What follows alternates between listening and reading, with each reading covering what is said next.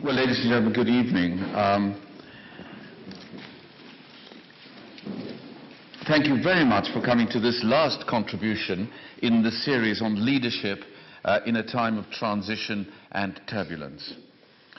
In the preceding lectures and conversations that I've had with guests, General Lord Dannatt and Sir Peter Sutherland, we've explored the case for leadership today and the kind of leadership that is best suited to a tumultuous era. Tonight I'd like to pull together the essential threads of the discussion by addressing this question: what is the moral basis of leadership, and where is its moral spirit in the age of globalization and digital revolution? Now, the matter is not abstract. The Arab Spring has posed the questions of leadership and responsibility sharply. The part played by Facebook, by Twitter, and the associated digital channels in the Middle East's upheavals has shaped a new context for leadership. We have seen movements which are participatory, transparent, and trust peers more than traditional authority. And these movements have been called leaderless. So spontaneous and diffuse have they appeared. Their ideas and inspiration are plucked from many sources, and in the nature of the digital world are often treated less critically than they should be. And I call this wiki morality. We are clearly on the verge of something new. This new world, often generically called a wiki world, is inimical to command and control hierarchy and the authority by the assertion of right. We should not mourn their passing, but nor should we assume that in the wiki world human beings will undergo a miraculous conversion to saintliness. In a nutshell, let me give you my thesis. It is this: first, there is such a thing as morality. Good and bad behavior towards our fellow human beings really do exist. Now, nearly all societies for most of human history have shared certain fundamental and irreducible values about what constitutes right and wrong behavior. Second, that leadership must be legitimate. Without legitimacy, a leader is unlikely to be followed for long or achieve lasting results. To command legitimacy and freely given support, leaders must do what is right. Success in politics or business or in culture is not enough to make you legitimate. The leader's strategy and behavior must be seen to be morally admirable. And third, whatever the power of the digital revolution, I do not believe it will result in leadership becoming redundant. The wiki world will not be a happy hunting ground for anarchists. I will argue that leadership in an increasingly globalized world, globalized not just commercially, but culturally, politically, and in many other ways, will be more legitimate and more effective if it's based on shared values derived from deep-seated moral norms than on a wiki morality which is nothing more than the shifting sands of lazy relativism. The type of leadership which best meets the criteria of morality and legitimacy in the modern, globalized and connected world of relentless innovation is stewardship. The leader as servant is the leader who will have genuine authority and success rather than just being in command. Understanding and articulating the fundamental shared values to which I have referred, recovering them from deep inside our collective consciousness, gives energy to a new moral dialogue. Such values should be part of normal life, the moral grammar of public discourse, inspiring a moral spirit which guides our relations with each other and critically ourselves. We should not be embarrassed about asserting right and wrong, hesitant in the face of relativism, which was unknown to our ancestors until recent times. Ordinary people, you and I, must wrench the discussion away from the clutches of interest groups to whom it has now been shuffled off: clergy, academic philosophers, secularists, moral commentators, television hosts and the rest, the ghettos of Thought for the Day and the moral maze. We must liberate morality from the professionals and make it the prerogative of the people. Morality is too important to be left to the bishops. Yet there is little purpose, save the academic and virtuous, in discussing the moral basis of leadership unless it's put into practical effect. That requires a broad public debate, understanding and support. Indeed, that is the only sensible basis for action in a wiki world. I believe, therefore, that we need to reinvigorate our language, even the very concepts of right and wrong, for everyday purposes, not to preach, but to furnish us with a grammar, a framework for distinguishing the responsible from the reprehensible, the decent from the dreadful. And the public must own the discussion and the decisions which flow from it. There can be no moral leadership if only the leaders define the morality. For, paradoxically perhaps, the great opportunity the wiki world presents us with is to rediscover our moral spirit for ourselves in free communion with our peers. Through the articulation and practice of that moral spirit, we can integrate the moral, the financial and the spiritual aspects of our lives to give voice to our full humanity. Now, religion is important to understanding the nature of this transformation from a moral discourse of the professional and the leader to a genuine public discourse and morality. I'm a Christian, but I'm not making a specifically Christian point. Religion, at its most noble, of whatever faith, urges us all to live in a moral way. The injunction can be compared with what pre-Christian thinkers, such as the ancient Greeks, called the good life. Significantly, what they meant was very different from today's dolce vita. One hallmark of leadership in all the great faiths is moral courage, the strength to turn minds to something better than the casual consensus, to focus on the practicalities of the good life. As the King James Bible puts us, in this its 400th year, faith without works is dead. So, ladies and gentlemen, allow me to, at this point, step back a little. Morality has not been part of everyday public discourse for some considerable time. While the Victorians were not embarrassed by it, we are. But our immediate context here is the financial crisis. The financial near collapse of 2008 was a narrowly averted catastrophe which defines our era. The crisis shone a harsh light on commercial, regulatory and political leadership. And as I've argued previously, neglecting the responsibilities which come with the search for profit, a perfectly moral undertaking in itself, has led to a disastrous breakdown of trust. Without trust, there is no community and no humanity. We shall live with the consequences for years to come: higher taxes, lost output, deep suspicion of finance, a loss of confidence in the West, especially in the future.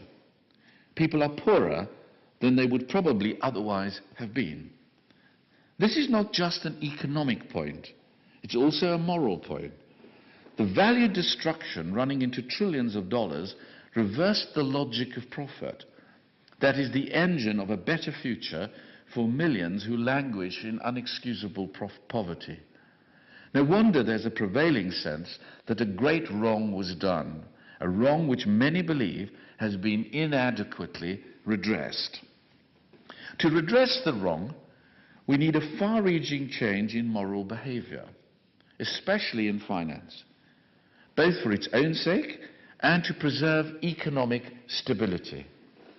For the failures we witnessed were not just the result of the moral imperfection of a handful of people, it was the temper of the times.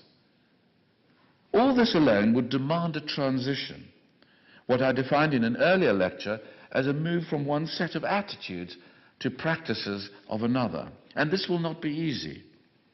Over the last few months, we've seen political rupture, social rupture, ecological rupture on an unnerving scale and frequency. It seems inconceivable to think that what started as a local demonstration in Tunisia could have led to the downfall of two governments, international intervention in Libya, and continued demonstrations and protests across the Arab world. And the turbulence of our age has deeper roots than the financial crisis and political upheavals. Three big trends are worthy of note.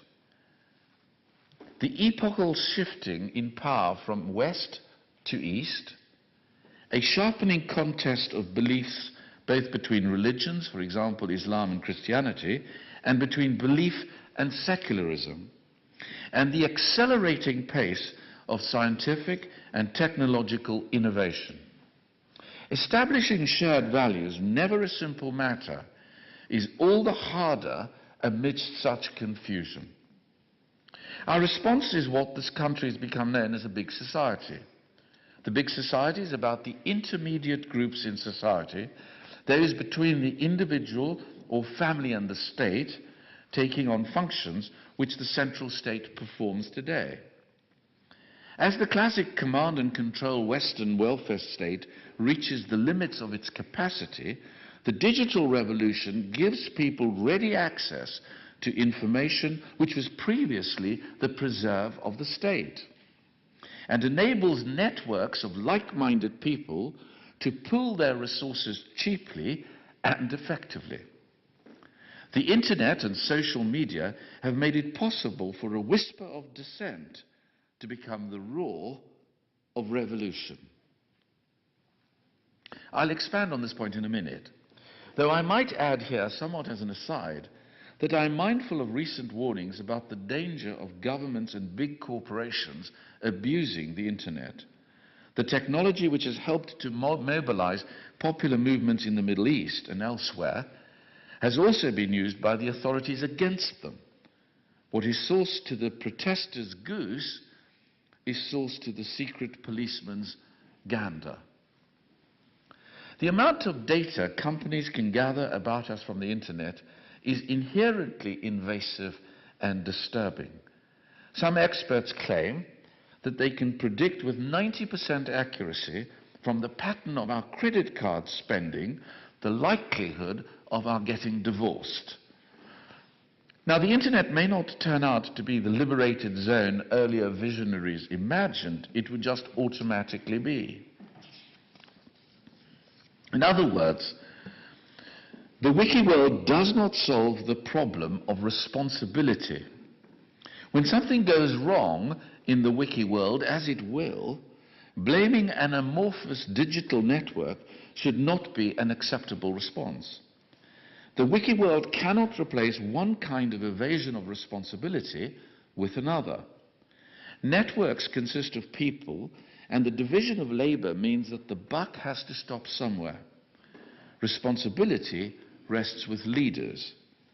Making the transition from an unstable to a more stable state will thus require leadership.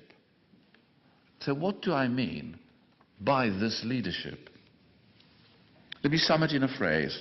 Take me to your network. Leadership is not easy to define. It falls firmly into the category of things we all recognize but find hard to describe. Love, truth, justice, an elephant. But we can say this. Leaders usually have certain personal qualities: integrity, courage, decisiveness, persistence, ability to adjust, self-confidence, communication skills, and so on. Luck and circumstances also help. It's hard to be a leader if you're not in the right place at the right time. In other words, leaders are not just born that way, and leadership can be shown by all kinds of people in all kinds of situations, as the Chilean mine disaster and the Japanese nuclear disaster has clearly shown. Genuinely successful leaders seem to have two important traits in common. One is that they don't just bark orders, they carry people with them. The other is that the leaders have a vision. They know how to persuade people to share that vision, and they know how to fulfill that vision. Leaders can get us to buy into something which is very much bigger than ourselves.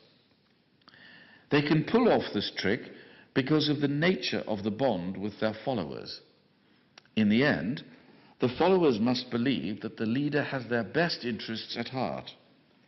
The vision and the route to fulfilling it must chime with the followers' understanding of their interests, even if that understanding can change on the journey. But how does that work in a globalized world? We are really at the early stages of globalization in its modern form. I do not want to rehearse here all the arguments about globalization, its scale, its speed, its causes, its consequence, its desirability. I will, however, make two broad observations, which I hope are uncontroversial as anything on this topic can be. First, the world is becoming increasingly connected and integrated, not just economically, but politically, culturally, and socially too. At the moment, crucially for my argument, there is no compelling reason to suppose that the process will halt or reverse in the foreseeable future. Second, to the extent that we are forging a new world, we need leadership to do it.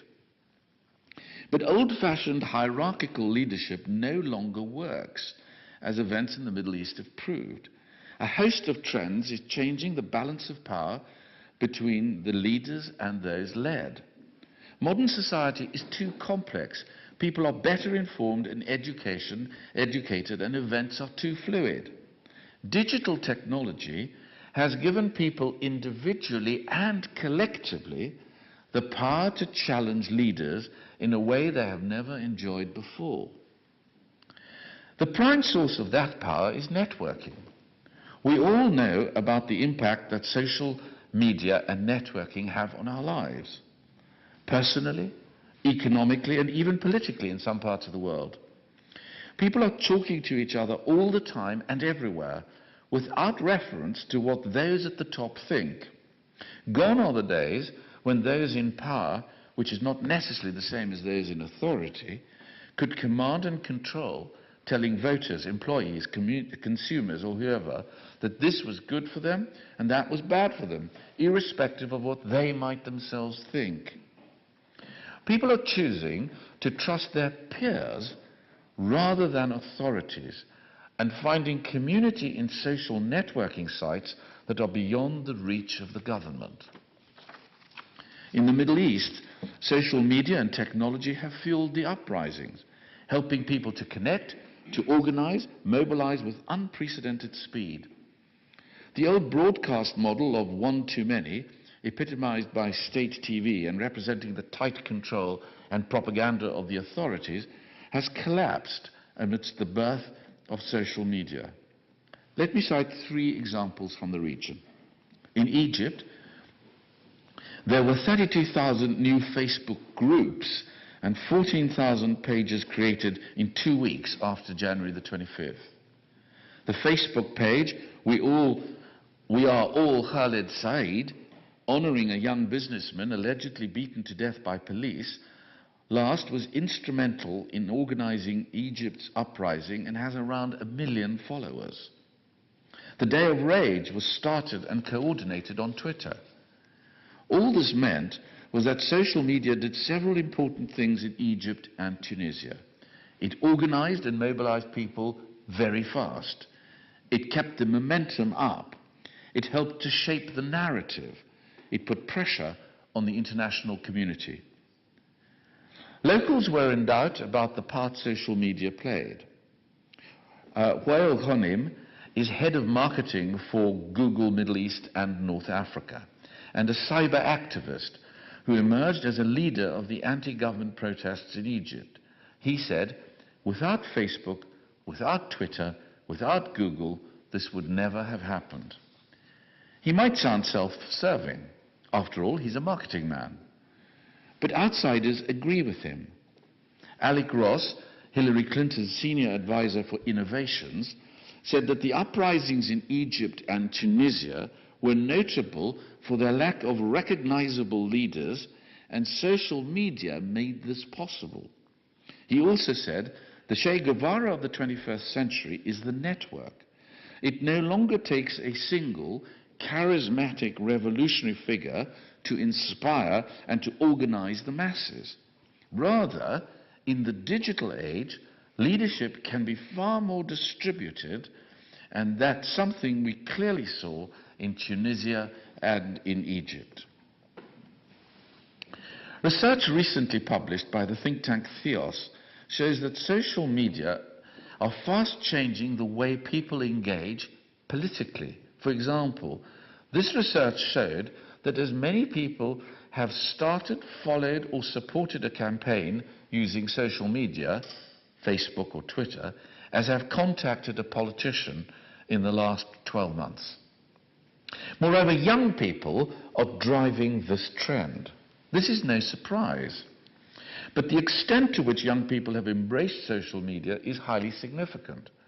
Nearly a quarter of 18 to 24-year-olds have used social media as a means of protest in the last 12 months, compared with only 8% of over 55s. Nearly half of all 18 to 24s would consider using social media, compared with less than a sixth of those over 65. In other words, the potential for further expansion in the use of social media is considerable. What these young people and others are doing is challenging cultural and social hierarchies as well as political ones. Take advertising. The impact of traditional advertising is declining. People are more cynical and resistant to the messages from big companies and brands. They resent being marketed to and prefer to rely on the recommendations and the expertise of their peers, which the internet and social networking sites have made possible. With Facebook, updates and tweets, people are doing their own advertising, recommending a new product, a restaurant, a holiday destination. The success of TripAdvisor, the travel website, is predicated on people trusting fellow travelers more than they trust the travel agents, tour operators, or the hotels. They prefer to book a holiday on the basis of a good rating by their peers than on marketing spiel from a hotel or a booking agent. And businesses have begun to see this trend emerging, and some of the canny ones have been very quick to adapt. Zopa is an online service which enables people to borrow and to lend money directly to each other, cutting out the banks and the middlemen. And another online business, BuzzBank, aims to connect investors directly with social entrepreneurs, thereby cutting out traditional sources of finance such as banks and venture capitalists. Mumsnet is a website for mothers run by mothers, offering an online community where people who are able to connect and chat about the issues relating to motherhood and family life. It's been a phenomenal success, with upwards of 1 million visitors a month to the site. The reason? Mothers prefer to trust the wisdom of fellow mothers than health professionals or experts. And now the internet has made this possible on a global scale. Many are rejecting traditional authority and the rule of experts. Authority is now derived from ourselves and our emerging online communities. The writer A.S. Byatt has gone so far as to say that Facebook and Twitter are the new religion. She argues that in a post-Christian culture, as she sees it, all we're left with is ourselves, and social networking is a way of defining a sense of ourselves. A new era is emerging where people trust each other enough to form alternative viral communities, which may begin to rival established institutions. This is a very important development in democracy. It has given impetus to ideas such as the wisdom of crowds. Unfortunately, peers are not necessarily right, and the wisdom of crowds can become the folly of crowd behavior. We should guard against a technological determinism. Revolutions are hardly new. They break out because people have simply come to the end of their tether, not because they can chat to other dissidents on Facebook. In the Middle East, social media did not cause the protests. They have deep roots in years of incompetence, repression, exclusion, and corruption. And as I warned at the beginning, we should not fall for the propaganda of the high priests of the digital revolution. All technologies can be subverted and corrupted by vested interests. Digital technology is no exception. The Great Firewall of China shows that a determined state can still try to keep its citizens in the dark. The technology which protesters use to organize opposition to a regime can also lead the secret police to them, as happened in Iran, to cite one example. The anarchistic idealism of early internet pioneers who saw the net as free and open to all has faded as commercial interests have laid claim to content and to access. The key point is that social networks allow us to talk to one another directly instead of through structures controlled by those in power.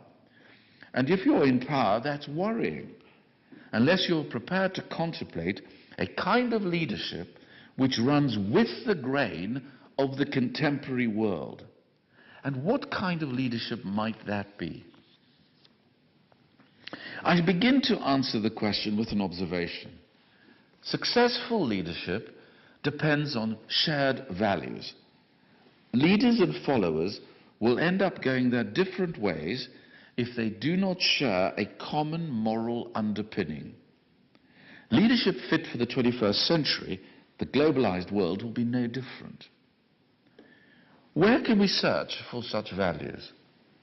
The basis of my idea of moral leadership is simply that there is such a thing as morality, that good and bad really do exist. They're not random ideas thrown up by our psyche or evolutionary development. They're not just personal opinions that we can shape and mold as it suits the mood of the moment. We can accept or reject them. We can question or investigate them, but they will not disappear. They're the moral equivalent of the universe. They just are. True leadership in this time of transition and turbulence and rapid globalization needs to recognize this and to act on it. Perhaps the greatest strength of this idea is that it crosses ideological boundaries. It's an idea that you can embrace whether you are religious or non-religious, Christian or non-Christian. It does not compel you to take sides with any of the many competing schools of moral thinking. The great literary scholar and Christian apologist C.S. Lewis puts this very powerfully in his book The Abolition of Man, which ends with a long list of examples from a huge range of very different traditions throughout the world. So, for example, he quotes examples from the Bible, from the Hindu scriptures, Old Norse legends, from ancient Egyptian moral codes, and the Chinese Analects of Confucius, from Babylonian laws, from Greek and Roman philosophers, and all lay down certain moral fundamentals.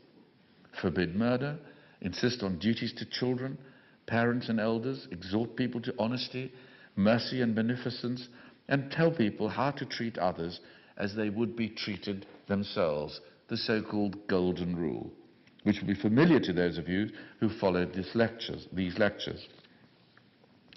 Morality could be found everywhere, and even though it is often different cultural clothes, it has the same animal underneath. This thinking is not limited to Christians or even to religion. Consider more recent examples of Ronald Dworkin, the eminent philosopher of law. In his recent delightfully named book, Justice for Hedgehogs, he tries to unite morality and ethics or in other words, examines how it is possible to argue that being moral, treating others well, is the best way of being ethical, making one's own life a good life. Dworkin is not a religious man. Indeed, he rejects religious answers to this question outright. But nonetheless, he argues that there are moral principles about living well which are objectively true and not just matters of opinion or collective sentiment. Morality, like gravity, just is, whether or not we pay attention to it. Or take the philosopher A.C. Grayling. He's a humanist and an atheist. But he too has taken up the cudgels against the tradition of philosophical skepticism, which maintains that there are no objective morals and that they are just products of sentiment. In Grayling's writing, for example, down-to-earth issues such as human rights or the legislation on drugs are moral ones. Anthropologists tell us that most societies, for most times, have had certain very real institutions or rites of passage in common: marriage, worship, burial, family groups, protection of the weak, and dispensing justice, to name a few. These institutions are the practical expression of what is considered just or moral. To live well is not an abstract exaltation. It cannot be sloughed off. Morality is real whether you are doing business in Shanghai or Sao Paulo, Lagos or London. And if you seek to be a leader, and especially a business leader, in these culturally different contexts, you need to recognize and act on that, if that is, you want your leadership to be legitimate. The texts and the histories of the world, its great religions, are littered with warriors, tyrants, deceivers, seducers, bullies. All manner of bad leadership is there. But a true leader, as I've said, is certainly not one who bullies and dragoons their staff or their followers into following them. Nor is it even someone who simply has a track record for delivering the goods, economic growth, for example, or electoral success. That may mean a leader is reliable and successful, but it does not necessarily mean that he or she is legitimate. A truly legitimate leader has had successful track record, but has achieved it through moral leadership, through strategy and behavior that others can see to be morally admirable. Looking back on the texts and the histories of religion, we can see a common theme of good leadership: the primacy of service. The leaders who really deserve praise and are thought to be effective honestly strive to meet their followers' interests and not their own. There is an innate morality to service. It recognizes the need of the other without seeking to exploit that need. It does not eschew power, but it uses it humbly. Its purpose is not subservience, but mutual reinforcement. It treats people as means and not ends. People must feel they matter instead of being instruments of some end, wealth, glory, power, which a leader imposes on them irrespective of their interests. Service is a shared value all understand and respect. Taking all this together with our reflections on the characteristics of leaders, I think a pattern is emerging. The kind of leader best suited to our time of transition and turbulence, indeed best suited to the digital 21st century, is the steward leader. The steward leader is a servant of his or her followers. He or she meets their needs, develops people to bring out the best in them, encourages self-expression by others, facilitates followers' personal growth, listens and builds a sense of community. The servant leader's most important trait is stewardship. This is where service finds its highest expression. The leader as steward keeps in good order for the future assets placed in his or her charge. The steward leader conforms to the biblical model of the good steward. Stewardship is also a powerful idea because it meets the demands of the times. In financial terms, it's about creating long-term value rather than short-term gain. In ecological terms, it's about protecting rather than degrading our planet. In political terms, it's about trusting people rather than command and control. In technological terms, it's about harnessing the digital revolution for community empowerment rather than central hoarding of information. And in cultural terms, it is liberating the spirit rather than limiting it. In pure leadership terms, it is about service rather than power. In ethical terms, it is about accepting the responsibilities that go with rights rather than just exercising those rights. In contrast with so much pre-crash leadership, could hardly be starker. But the true power of the leader as steward is the moral basis on which it rests. I believe that moral basis is the capacity of the steward leader, by virtue of the qualities that I have outlined, to do what is right. By doing right, I mean acting to the best of his or her abilities in the interests of the followers. In commerce, the followers include shareholders, employees, and others whose fortunes are closely tied to the enterprise, stakeholders. They can also ultimately include what I have previously called the silent partner, the society at large on which a business depends and towards which it therefore has responsibilities. The consequences of ignoring the silent partner have recently become all too evident again in Ireland. It is hard to imagine the financial crisis erupting had the industry leaders not been good stewards. Stewardship expresses the moral spirit. Now, of course, trying to act in the best interests of the followers can be fraught. The qualities inherent in steward leadership, the principle of service, naturally propel the leader in that direction.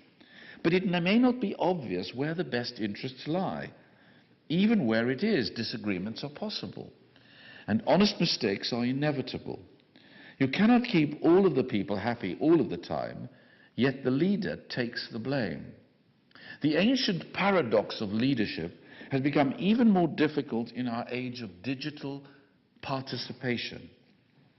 On the positive side, digital technology can help people to become involved and take a measure of ownership, which is powerful and vital antidote to the alienating pressures of modern life. President Obama's strategy of seeking mass donations to his election campaign made people feel that they were involved and equally valued, irrespective of whether they'd given $5 or $5 million if they were able to do so. The retailer Asda has also cottoned on to the consumer clamour for more participation. It recently launched a range called Chosen by You, which allowed consumers to vote for the products they wanted to see on the shelves.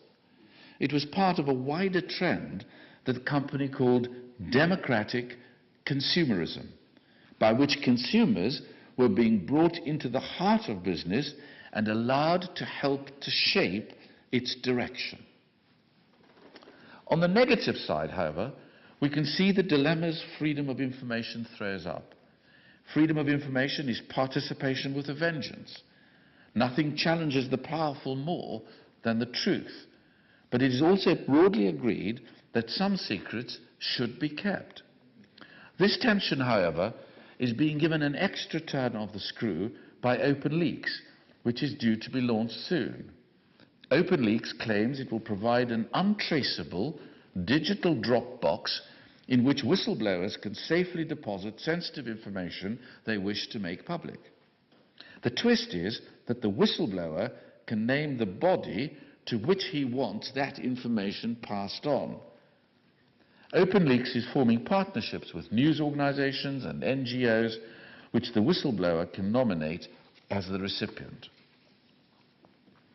What digital participation underlines is the primacy of shared values, such as those C.S. Lewis identified and called the moral law.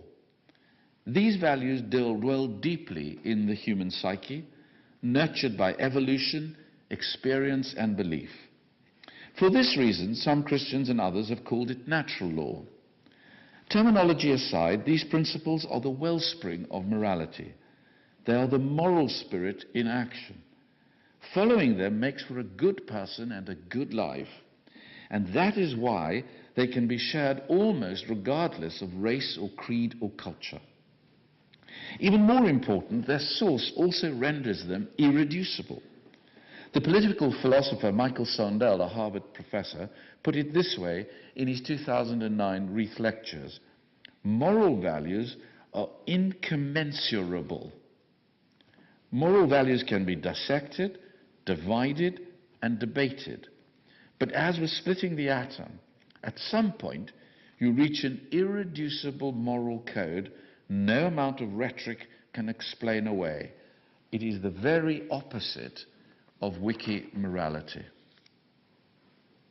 So in conclusion, ladies and gentlemen, here lies the discrete strength of stewardship. You cannot unravel it, cherry-pick the bits you like, and discard the bits you don't. Say I'll be a servant of the people today, and they can be my slaves tomorrow. Stewardship is incommensurable. The same cannot be said of today's swirl of values. All too often they are thoroughly commensurable and judged to be of equal worth. Even to judge is thought by some to be illiberal. And the poet John Milton comes to mind. In Paradise Lost, he describes in characteristically epic verse what happens in the absence of firm and shared values. Chaos, umpire sits, and by decision more embroils the fray by which he reigns. Next him, high arbiter, chance governs all. At the start of this lecture, I talked about recovering a grammar, a framework for distinguishing right from wrong. That grammar is the enduring, effective values we actually have in common, but have allowed to languish. Service, the leader as steward, is the grammar in practical action. It's the yardstick by which values and behavior should be measured. It's the spirit and practice of leadership in this still young century. We can talk of service without embarrassment on the one hand, or arrogance on the other, because it is quintessentially noble. Service brings us together. United by the practice of and respect for service, we can integrate the moral, the spiritual, and the financial aspects of our lives, and thus grow into fully human beings. And in so doing, we can vanquish wiki morality. Thank you very much.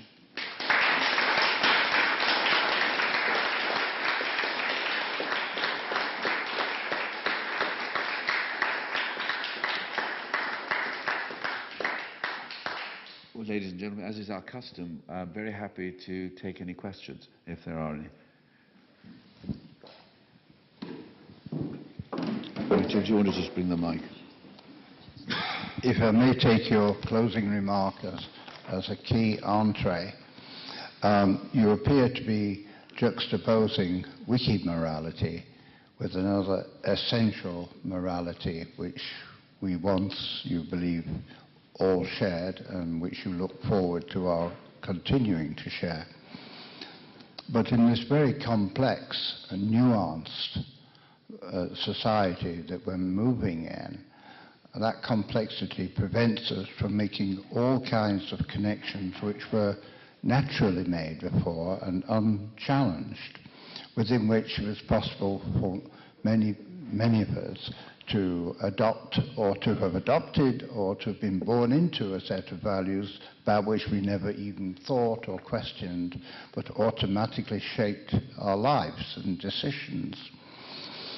Now, I would approve of the essential morality lying behind WikiLeaks, being one of wanting to liberate as many as possible from the obfuscation of complexity and exposing facts which are concealed, so that people can draw conclusions from which better outcomes may come. So I don't see it as being directly opposite to the conventional morality, but essentially deeply entrenched in that same morality. Well, that's very interesting. And would you regard Julian Assange, therefore, as virtuous or a villain? Virtuous. Can we just take a quick poll? How many people think that Julian Assange was virtuous or a villain? Virtuous. Villain. In the middle. Neither one the other. We keep it quite evenly balanced, I think. Well, you see, that is a very real issue. So then the next question arises: where do you draw the line? Does the leaking of secret information of your personal bank account? That's a framework which you know is missing. Yes. So that you need to introduce into that a framework that respects certain areas where you don't go. We've lost it. Well, we've lost it, but we have to be very careful, because we have to try and accept that there are restrictions to the free dissemination of every form of information, because some of it is harmful to people in the, on the front lines, to the troops, to your personal medical records. All of these things are not the interest of anyone else. So, I mean, that's the fascinating piece at the moment, is how do we manage with the overall view, which seems to be prevalent, that we don't like the obfuscation of government and everything else, therefore I'm going to publish all of this, with the OpenLeaks' view, well, you can publish it, but you can direct who you want it to be sent to, rather than to everyone at large. And how do you carve out within this a certain honor amongst, not thieves, but amongst Twitterers, to find a tea? I mean, that there are certain no-go areas. That's what is so fascinating about where we are at the moment, because it can't be an everything goes. It has to have certain constraints, which I think come from that concern of being a servant. I want to ensure that somebody else's interests are as protected as I would like mine to be. May I respond to that? Certainly. I agree and disagree, which is very aggravating. I think that in the case of Julian Assange, it's a matter of the greater good, the greater public good. A few days ago, there were complaints that Libya was an Allied airstrike had mistakenly killed some of the rebels. And one of the rebels' spokespersons said, sadly, yes, but in the light of the numbers of people who have been murdered, imprisoned and abused by Gaddafi, these few people have to be accepted as a sad collateral consequence. Yeah. But it's correct still to pursue justice social. So, yes, it's a very blunt instrument, but we live in a very crude time. Thank you very much. Any other questions? Thank you very much. You emphasised the impact of social media, which is really a comparatively new thing in the last decade or so. My question is really basically on what really is the unprecedented pace of change. I mean, in contemplating what might be the case in, say, a decade's time, are leaders necessarily that much more vulnerable? And frankly, because the tone of what you were saying was basically a positive in terms of challenging dictatorship, is there a danger that there could be a malign aspect to these changes? Well, yes. I mean, that is exactly right. I was in China a month or so ago, and I couldn't pick up any of the Twitter. They just blocked it out. So one has to be careful that our freedoms, which are advancing, are not used for the very opposite. But 'twas ever thus. The exercise of freedom will always bring with it those that would wish to use it for some other collateral or purpose that is not consistent with the overall objectives of. Thank you. If we look at history as scientists and engineers, there's really been a ladder, a very broad ladder of progress, which is quite systematic. And most historians, when they present history, what's wrong, do not use that ladder. They're very untidy. The Occam's razor is not applied. That was a religious concept which came. Then came Martin Luther in Germany. Then we had relativity theory, which made the most radical changes. Einstein saw our war minister because the war minister had been educated in Göttingen. So we had a totally different way of looking at things, which came and produced the atom bomb. Now we've got global warming. We need leadership which is far more akin to the leadership that started quantum mechanics and relativity theory, and it's leadership of the masses. And the first person to recognize that was Winston Churchill. Before Winston Churchill, who was leading Britain in the war and the Conservative Party, before he went into the election, Slim said to him, General Slim, my men won't vote for you. And Churchill was voted out of power. And on that occasion, he made the point that leadership, the way we know it, is finished. I think leadership will now start from the bottom up. And from the bottom up, things are going to be articulated far more clearly than they have been done so far. Now, I've seen some very good scientific things being said here in Gresham College, but I found also other things that left me really, why am I coming here? That was the only... So I've come to really to voice my opinion. What do you say? Don't we need quantum capitalism starting from the bottom up, which is very different from what we now know and what we've been talking about? Well, I think that's right. I mean, I think, but what we're seeing is, because we have the technological and digital skills to be able to express this bottom-up move, we are seeing that very thing happening. The question for us is, where is the authority structure? Even the very question begs the problem. Where is the authority structure that arises? Because you can't just simply say 5 million people are who come to a view on X or Y are any better than an imposed view. And that is where we're grappling with this very difficult issue of whether you can have a movement without a leader. And that is the issue that I think we're trying to find the answer to. But I couldn't agree with you more. I think we are facing a bottom-up movement. You just look at the supermarkets, the advertisers, everybody, it's moving the same way. A distrust of institutional knowledge or handing down an institutional view, the acceptance of a peer view, but the peer view is accepted with a greater degree of certainty, even though you have never met that peer person. You do not know who he is or what type of person he is who's been to restaurant X or Y, but you are prepared to listen to him or her. And why is it that, and if you'd asked me this 20 years ago, that Wikipedia would become the benchmark of research rather than the Encyclopedia Britannica?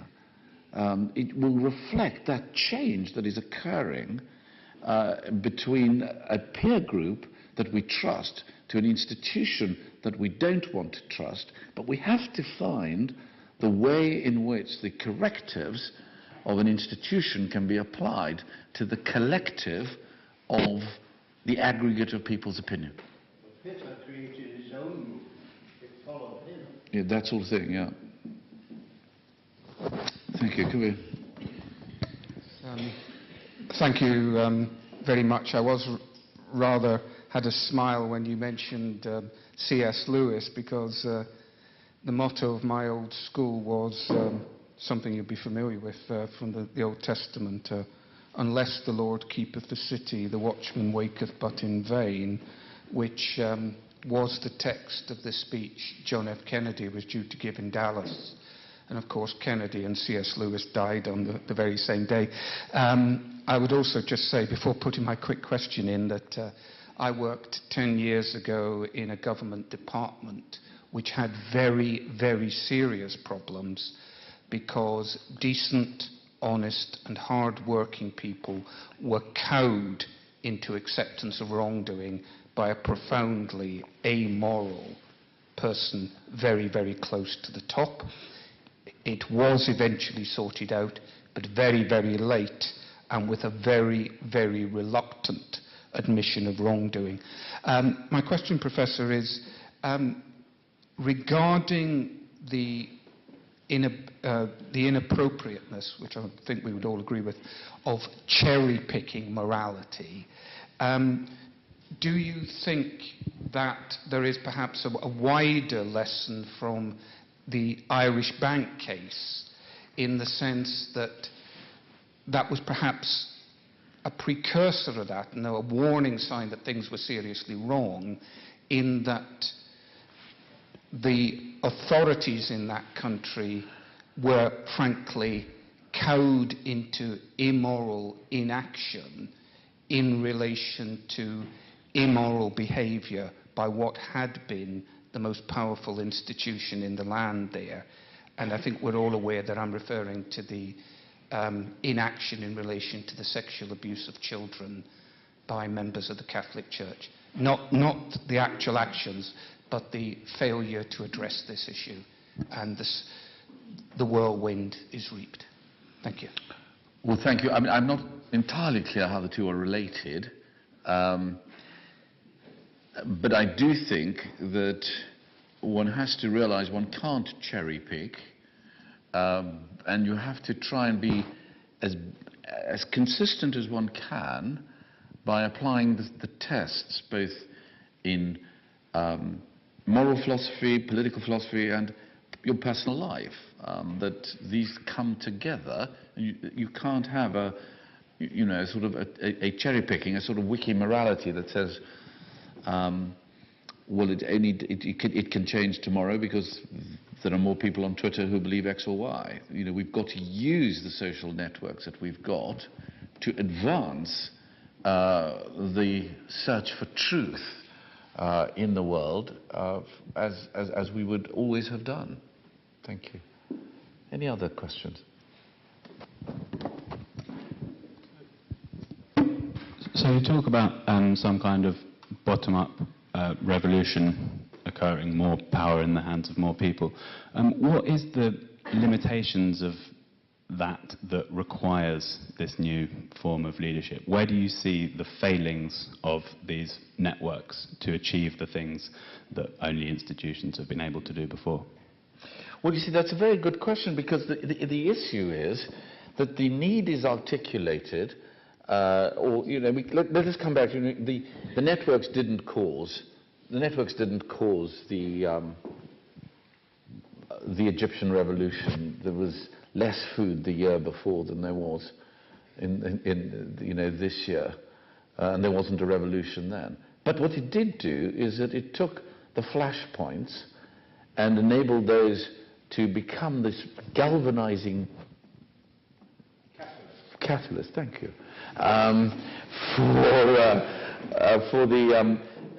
For those very movements. However, the issue is, we begged the issue, and we have the same issue in Tunisia and in Libya.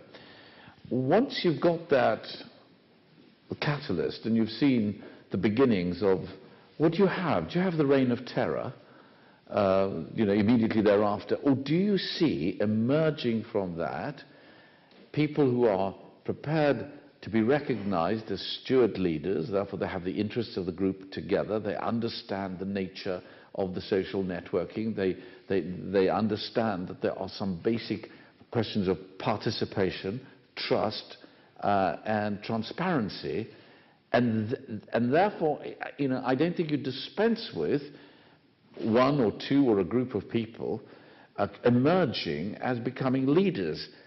It doesn't change the fact that you will always find a group of people at the top of the social pyramid who will be the leader group. Nor does it mean that you have to establish every leadership decision as a consensus one, which therefore means nothing gets done. But it is a new grouping of people that are sensitive to the struggle through which they have come and understand the place and the position of the people that caused it in the first place, who will emerge as the steward leaders. Thank you. I think we've probably had enough. It's just for me to thank you very much for those of you who've been here before, and to look forward to continuing some form or another next term on the lectures which we will advertise. Thank you very much for your patience and for your encouragement.